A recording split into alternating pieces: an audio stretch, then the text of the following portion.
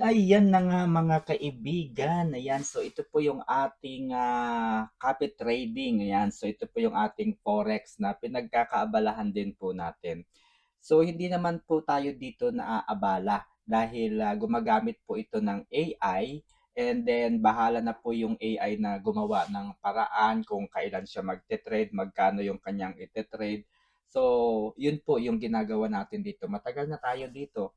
And dahil po meron tayong mga data na pinag-aaralan, ayan, so bahala na po yung AI. So ang ginawa ko lang po dito, nagpasok lang ako dito ng ating capital at syempre kinolek natin yung mga data. Ayan, ito po yung balance natin. Tapos mapipredict po natin magkano yung magiging outcome niya kapag merong 15% risk, magkano yung magiging outcome ng trade kapag merong maximum loss na $30, and so on so forth, na meron tayo ditong 10% risk, 5% risk, 3% risk, no? So ito po yung pinag-aaralan ng AI. Ito po yung mga factors na nakakaapekto dito po sa forex trading. Okay? So ang ginagawa po nito mga kaibigan, itong 1% na yan, bago masunog yung iyong ipinasok na pera dito sa forex trading na ito, dapat sunod-sunod din po yung pagkatalo mo, no? Sunod-sunod ng yung pagkatalo mo, 70 consecutive loss, saka po mauubos o masusunog yung pera mo. Pero imposible po yun na mangyari. So ibig sabihin, kapag natalo ka ng 5 beses, tapos nanalo ka bigla, so, ulit-uli, no? Magkakaroon ulit ng another 70 consecutive loss bago po masunog yung iyong capital dito. Okay? So, yan po ang kagandahan ng AI. So, ito po yung ating actual na trading. Ayan. So, pansin nyo po, gumagalaw yan. So, bahala po yan. Pinababayaan ko lang yan kasi dahil AI naman po ito, bahala na po yung AI kung paano niya basahin yung market. 'Di ba? Paano niya makita o kitain yung opportunity. So siya na po bahala sa lahat ng 'yan, kung kailan ba tataas, kailan pa bababa. So ayun po, no? Ang ginawa lang natin dito, nagpasok lang tayo ng $200. O magkano na po ngayon ito? 543 na, 'di ba? And kumurot na rin po tayo dito noong nakaraang Pasko. Okay, pinakita ko na po yung kinuha ko dito nung Pasko. Okay, so ito po yung data na pinag-aaralan natin. Ang ating tawag dito, yung ating broker, Itan. Ito po yung ating broker guys, BT Markets.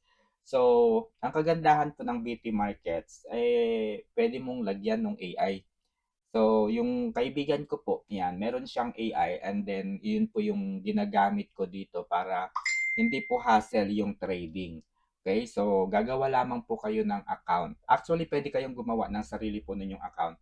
Yun nga lang, magiging manual po yung inyong gagawin, yung mga settings dito. Dito rin po kayo mag-deposit, dito rin po kayo alam nyo na, magte-trade, no? Magkano po yung inyong itataya, no? Magkano po yung kaya po ninyong i-buy, 'di ba? Tapos kailan kayo magse-sell? Andiyan naman po yung mga indicators, andiyan naman po yung mga candles na yan. So andiyan po lahat ng mga settings. Yun po ay kung manual. Okay? Pero kung automatic po, merong AI, bahala po yung AI na mag-trade siya. Siya po lahat bahala diyan.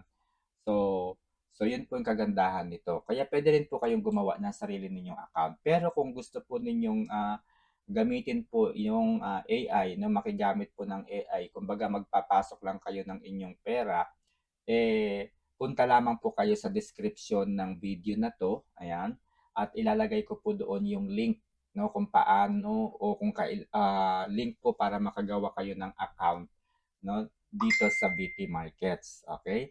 So, kapag nandito na po kayo sa BT Markets, naka-create na po kayo ng account, ang gagawin po ninyo ay pipindutin nyo lamang po yung Open Live Account. Ayan, gagawa po kayo ng inyong live account dito.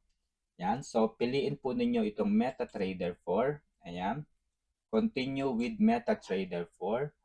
Pagkatapos ay piliin po ninyo itong Standard STP and then US dollar, and then i-type nyo lamang po yung additional note na ibibigay ko sa inyo.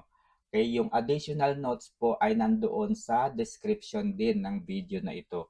Yun lang po yung ita-type ninyo. By ticking the box, you hereby agree to the following, and then i-click niyo na po yung submit. Ganun lang po kadali. Again, kapag gagawa po kayo ng account sa BT Markets, pwede naman po kayong gumawa ng sarili po ninyong account. Pero kung gusto po ninyong gamitin ang AI at magle-deposit na lamang kayo ng inyong capital dito, eh kahit ano na po, no, dapat yung nasa description po ng video na to para andun po yung link. Okay? And then pag nakagawa na po kayo ng account, i-message nyo lang po yung aking Facebook kasi ibibigay ko sa kanila yung account, no? Yung account natin dito po sa trading platform. Ibibigay ko po para dito po kasi nila ipapasok yung AI. So bahala po dito yung yung programmer po na magpasok ng AI niya dito. Kaya ayun, no? Nasa description po ng video na to lahat ng mga kailangan po ninyo. Okay? So, yun lang po. No? Punta lang po kayo sa description para makagawa po kayo ng account sa VT Markets. Pagkatapos ay isend nyo po sa akin sa messenger ko yung inyong account dito sa trading platform. Okay? Dito po sa trading platform na yan, isend po ninyo sa akin yung user, isend din po ninyo sa akin yung password dyan, and then yung server po, kung ano po yung server ninyo.